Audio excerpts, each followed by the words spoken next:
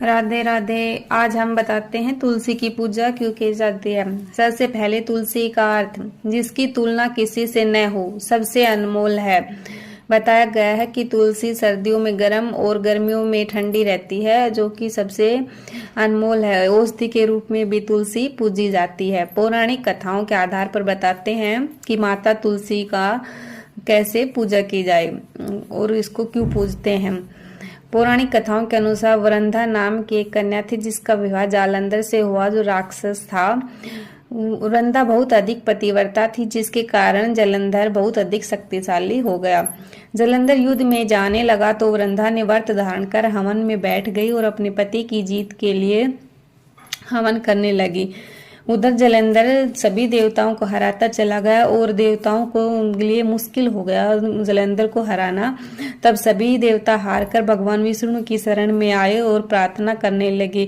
भगवान विष्णु ने मना कर दिया और बोले कि वरंधा तो मेरी परम भक्त है, मैं उसके साथ छल नहीं करूंगा। लेकिन जब देखा कि किसी दूसरा कोई विकल्प ही नहीं है तो भगवान विष्णु मान गए और वेश बदलकर वरंधा के पास चले गए।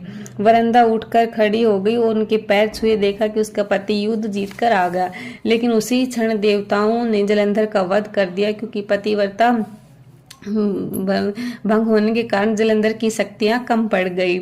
जब जालंधर का सर कटकर महल गिरा तो वरंधा समझ गई कि उसके साथ छल हुआ है, तो वह क्रोध में आकर उसने पूछा कि तुम कौन हो। तो भगवान विष्णु अपने असली रूप में आ गए। यह देखकर वरंधा को सहन नहीं हुआ और वो अपने इष्ट देव ने ही उसके साथ छल किया, तो उसने भगवान विष्णु की शक्ति को ही साक्षी मानकर भगवान को श्राप दिया कि तुम इसी क्षण पत्थर के हो जाओ, और भगवान पत्थर के हो गए।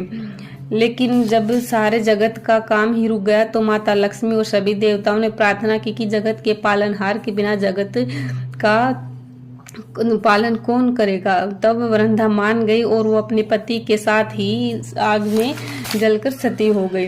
कुछ दिनों बाद उसी राख में एक पौधा निकला और उस पौधे का नाम तुलसी रखा। भगवान विष्णु आत्मग्लानि से भरे हुए थे और कहा कि मेरा एक रूप पत्थर का होगा, जिसे शिलाग्राम पत्थर कहेंगे। और तुलसी माता को शिलाग्राम के साथ विवाह कराया गया और कहा कि आज से पहले तुलसी की पूजा होगी, उसके बाद ही मैं भोग स्वीकार करूंगा। इसलिए हर व्रत त्योहार आदि पर सबसे पहले तुलसी की पूजा होती है और भगवान विष्णु उसके बाद भोग स्वीकार करते हैं।